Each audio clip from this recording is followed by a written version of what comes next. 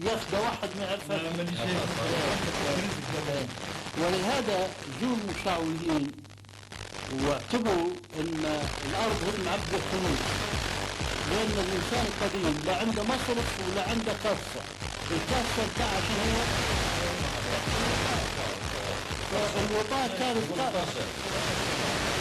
كانت مصرف الجميع.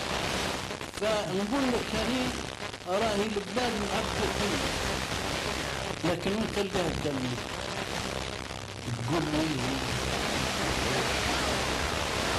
شرف اللي فيها شرف جيل وكان حصل جرب الباب